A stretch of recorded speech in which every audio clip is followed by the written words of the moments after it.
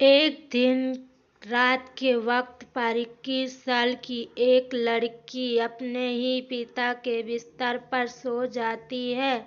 जब उस लड़की का पिता घर में आता है तो देखता है कि उसकी बेटी उसकी ही बिस्तर पर लेटी हुई है। उसे पूछता है कि बेटी तुम्हें क्या हुआ, तो वह लड़की कहने लगी, मेरे सिर में बहुत तेज दर्द हो रहा है और मुझे बहुत ज़्यादा डर भी लग रहा है, इसलिए आज की रात मैं आपके साथ ही सोना चाहती हूँ।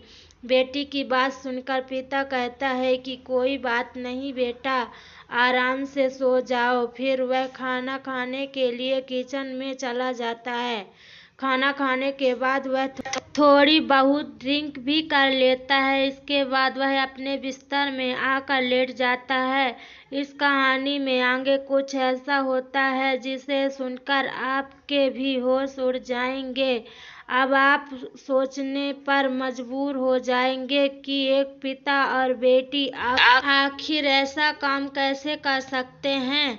कहानी शुरुआत से पहले आप सभी मेरा निवेदन है कि अगर आप इस चैनल पर नए हो तो प्लीज़ चैनल को सब्सक्राइब कर जरूर कीजिएगा। तो चलिए दोस्तों, इस कहानी को शुरू करते हैं।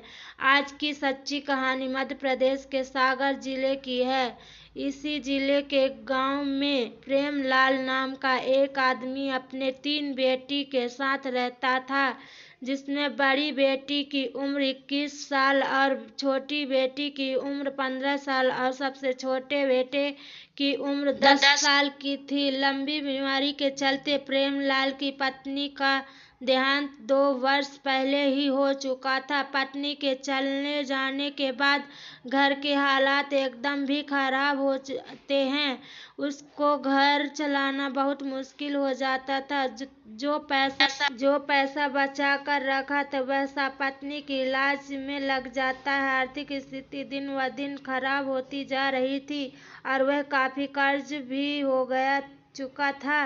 बच्चे भी अपनी माँ की याद में गुमसुम रहने लगे थे। उनको संभालने वाला भी कोई नहीं था। औरत तो बच्चों के साथ साथ घर को भी अच्छी तरह संभाल लेती है, मगर एक मर्द के लिए यह सब करना बहुत मुश्किल हो जाता है। घर के हालात देखकर प्रेमलाल पूरी तरह से टूट जाता है। अगर वे बाहर कमाने जाता तो फिर बच्चों की पढ़ाई छूट जाती, और यदि वह घर पर रहता तो फिर घर कैसे चला पाता। एक दिन उसे ख्याल आया कि उसे अब दूसरी शादी कर लेनी चाहिए। प्रेमलाल ने सोचा कि अगर वह शादी कर लेता है तो घर भी आबाद हो जाएगा और वह भी बाहर कमाने जा पाएगा। फिर वह अपनी बेटी से कहता है कि बेटा, मैं सोचता हूँ कि दूसरी शादी कर लूँ, इससे तुम लोग की देखभाल भी अच्छे से हो जाएगी और मैं भी बाहर कमाने जा सकूंगा। तुम्हारी माँ के चले जाने के बाद जो तुम सबकी हालत हो गई है, अब मुझसे देखी नहीं जाती। पिता की इन सब बातों को सुनकर बेटी एकदम खामोश हो जाती है। उसकी जुबान से एक भी शब्द नहीं निकल पाता। प्रेमलाल बेटी को समझाते हुए कहता है कि देखो बेटा, अगर मैं कमाने नहीं गया घर चलाना मुश्किल हो जाएगा और मैं तुम सबको पढ़ा लिखा नहीं पाऊंगा। इतना समझाने के बावजूद भी वह लड़की खामोश रही। प्रेमलाल सोचता है कि उसकी बेटी अभी दुखी है, फिर किसी और बात करेगा। उसके बाद में वहाँ से चला जाता है और वह लड़की सोचने लगती है कि जब उसके पिता शादी कर लेंगे और जो सौतेली माँ आ जाएगी तो सौतेली माँ कभी अच्छी नहीं होती। उसे यह सुना ही था और अपनी आंखों में से देखा भी था। मैं यही सोच रही थी कि अभी उसके पिता बच्चों से बहुत प्यार करते हैं, अगर शादी के बाद वह भी बदल जाएंगे तो सौतेली माँ हमारे ऊपर बहुत अच्छा अत्याचार करेगी और पापा भी उसी का साथ दिया करेंगे। उस दिन वह लड़की रात भर सो नहीं सकी और पूरी रात यही सब सोचती रही। जब लड़की अगले दिन कॉलेज जाती है तो उसे रास्ते में एक सहेली मिल जाती है जो उसके साथ उसके कॉलेज में ही पढ़ाई करती है। फिर वह लड़की अपने सहेली को सारी बात बता देती है जो उसके पिता ने अपनी शादी के बारे में उससे कही थी। उसकी सहेली कहती है कि तो तू बहुत गलत होने वाला है। तुम लोग के साथ अगर तुम्हारे पापा ने शादी कर ली तो तुम्हारे ऊपर बहुत बड़ी मुसीबत आ जाएगी। सौतेली माँ के बारे में तो तुमने सुना ही होगा कि वे किस तरह की होती है। तुम्हारे पापा यह शादी तुम लोगों के लिए नहीं कर रहे हैं, वो तो अपने शारीरिक सुख के लिए कर रहे हैं। उन्हें तो बस अपने लिए एक जीवन साथी चाहिए जो उनकी जिस्मानी इच्छाओं को पूरी कर सके। तुम्हारे पापा को जिस्मानी इच्छा बहुत परेशान कर रही है, इसी वजह से वे शादी करना चाहते हैं। तुम कभी ये मत सोचना कि वे शादी तुम्हारे लिए कर रहे हैं।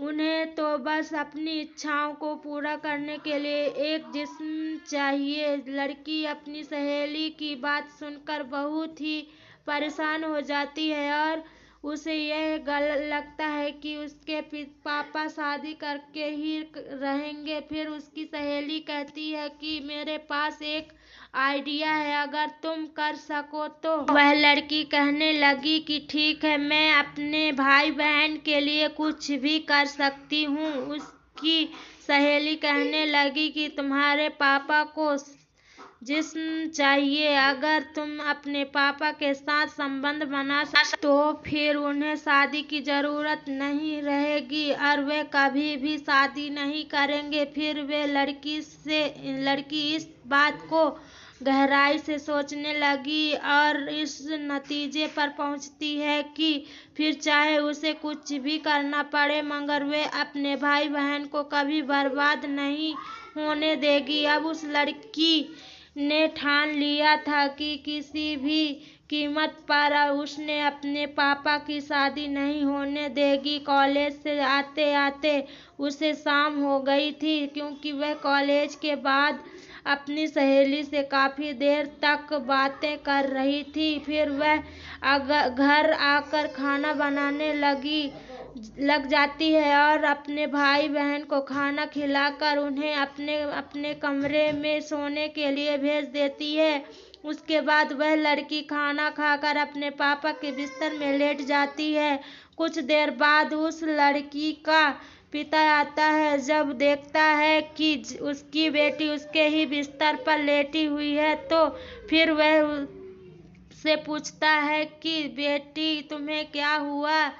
तो लड़की कहने लगी कि पापा मेरे सिर में बहुत ज़्यादा दर्द हो रहा है और मुझे डर भी लग रहा है, इसलिए आज की रात आपके साथ ही सोना चाहती हूँ। बेटी की बात सुनकर वह कहता है कि कोई बात नहीं बेटा, तुम अगर आराम से सो जाओ तो थोड़ी देर बाद खाना खाने के बाद मैं किचन की ओर चला जाता है और खाना खाने के बाद थोड़ी ड्रिंक भी कर लेता है। उसके बाद वह अपने बिस्तर में आकर लेट जाता है।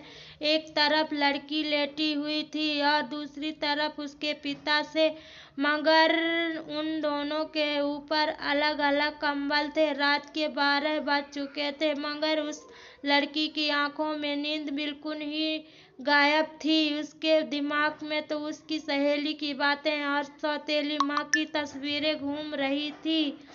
लड़की ख्यालों की दुनिया से बाहर आई तो उसने देखा कि उसके पापा तो गहरी नींद में सो गए हैं। फिर वह लड़की डरने का नाटक करते हुए अपने पापा के कम्बल में जाकर उनके करीब हो जाती थी। थोड़ी देर बाद वह लड़की धीरे धीरे अपने पापा के और भी ज्यादा करीब होने लगती है। नशे के कारण उनका पापा भी मदहोश होने लगता है। जब तक उसे होश आया तब तक उसके अंदर का शैतान जाग चुका था, इसलिए वह खुद को रोक नहीं सका। इसके बाद वे दोनों अपने इस रिश्ते को भूलकर कई बार संबंध लेते हैं। अगली सुबह जब सोकर उठते हैं तो दोनों ही बहुत खुश थे। उन्हें किसी भी तरह की कोई शर्म या पछतावा नहीं था। इसके बाद तो वह सिलसिला आए दिन ही चलने लगा। अब तो वह लड़की भी इसकी आदी हो चुकी थी। उनका भी मन करता तो वह अपनी इच्छाओं को पूरी करते थे। इस तरह दिन महीनों में बदलते चले गए और महीने बीत गए, पता नहीं चला। एक दिन उस लड़की की तबीयत खराब हो जाती है और उसे उल्टी और चक्कर आने लगते हैं। फिर वह लड़की चेक करवाने के लिए पास के एक क्लिनिक पर जाती है। तब उसकी रिपोर्ट आई तो उसके पैरों तले जमीन खिसक गई। उसे बताया कि यह 2 महीने से प्रेग्नेंट है। उस लड़की के गांव की ही एक औरत उसे क्लिनिक में साफ सफाई का काम करती थी। जब उस औरत को इस बात का पता चला तो फिर वह औरत पूरे गांव में ढिंढोरा पीट देती है। पूरे प्रेमलाल की कुंवारी लड़की मां बनने वाली है। धीरे धीरे यह खबर आग की तरह पूरी गांव में फैल जाती है। प्रेमलाल का अपनी ही बेटी के साथ नाजायज रिश्ता है। एक दिन उसकी सहेली उसके घर जाकर कहती है कि पूरे गांव में पता चल चुका है कि तुम प्रेग्नेंट हो। अपनी सहेली की आवाज सुनकर लड़की बहुत परेशान हो जाती है और उसके कुछ भी समझ में नहीं आ रहा था कि क्या करे। वह सोच रही थी कि अब तो उसके पिता की बहुत बदनामी हो जाएगी और वह भी किसी को मुंह दिखाने लायक नहीं रहेगी। एक दिन शाम के वक्त वह लड़की मार्केट से कुछ सामान लेने चली जाती है तो रास्ते में उसे मोहल्ले के कुछ लड़के छेड़ने लग जाते हैं। जलील बातें करके उसको परेशान करने लगते हैं और उसका बहुत ही मजाक उड़ाते हैं। वे लड़की बहुत शर्मिंदा हो जाती है और अपने सामान खरीद कर घर वापस आ जाती है। घर आने के बाद वे लड़की रात का खाना बनाने लग जाती है। भाई बहन और अपने पिता को खाना खिलाकर अपने रूम में चली जाती है। उसके दिमाग में सिर्फ एक ही बात चल रही थी कि उसकी और उसके पिता की बहुत बदनामी हो रही थी।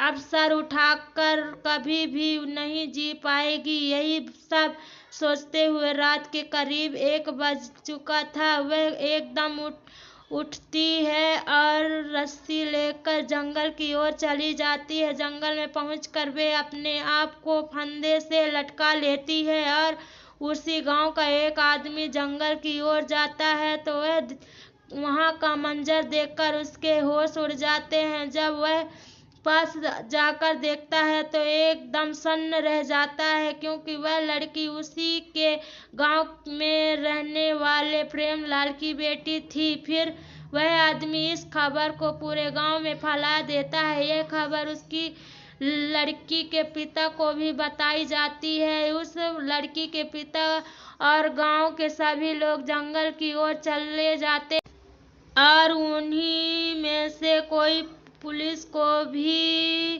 फोन कर देता है। थोड़ी देर में पुलिस भी मौके पर पहुंच जाती है और उस लड़की को उतार कर उसका पोस्टमार्टम के लिए भेज दिया जाता है। अब पुलिस पूछताछ करना शुरू कर देती है तो पूछताछ के दौरान लोगों ने बताया कि लड़की पेट से थी, इसलिए उसके आत्महत्या की है। इस एक आदमी ने तो यह भी बताया कि इस लड़की का अपने ही पिता के साथ नाजायज रिश्ता था और जो इस लड़की के पेट में बच्चा है वह भी इसी के बाप के आए। लोग तरह तरह की बातें कर रहे थे और यह भी कह रहे थे कि ये भगवान ऐसा बाप बेटी किसी को भी ना दे। पुलिस फिर प्रेमलाल को पकड़कर थाने ले जाती है और पोस्टमार्टम रिपोर्ट के आने का इंतजार करती है। इस दौरान उस लड़की की सहेली को भी बुलाया जाता है और डर के मारे वह लड़की सारी बात बता देती है तथा पोस्टमार्टम रिपोर्ट भी आ जाती है। रिपोर्ट में साफ साफ लिखा हुआ था कि वह लड़की 2 महीने की प्रेग्नेंट थी। पुलिस प्रेमलाल से पूछताछ करना शुरू कर देती है। उसने इस बात को जल्द ही कबूल कर लिया कि उसने अपनी बेटी के साथ पिछले 5 महीने से नाजायज संबंध थे। इसके बाद प्रेमलाल को अरेस्ट करके उसे कोर्ट में पेश किया जाता है और उसे 2 साल की सजा सुना जेल में डाल देते हैं। दोस्तों, कहते हैं कि बाप और बेटी को भी ज्यादा देर तक एकांत में नहीं रहना चाहिए, नहीं तो मन में गंदे विचार आ जाते हैं। अगर गंदे विचारों ने किसी के मन में एक बार घर बना लिया तो फिर उसे भगवान भी नहीं बचा सकता। फिर वह इंसान कुछ ऐसा कर बैठता है जिसके कारण पवित्र रिश्ते भी अपवित्र शर्मसार हो जाते हैं। दोस्तों, इस कहानी को सुनने का मकसद आपकी भावनाओं को ठेस पहुंचाना नहीं है, बल्कि आप लोगों को जागरूक और सचेत करना है। तो दोस्तों, यह थी हमारी आज की कहानी। कहानी कैसी लगी हमें कमेंट करके जरूर बताइए और यह भी बताइए कि आपको किसकी गलती लगती है, पिता की, बेटी की या फिर उसकी सहेली की, जिसने उस लड़की को यह गंदा मशवरा दिया था। अगर यह कहानी अच्छी लगी हो तो चैनल को सब्सक्राइब लाइक जरूर दीजिए। धन्यवाद। मिलते हैं एक नई कहानी में।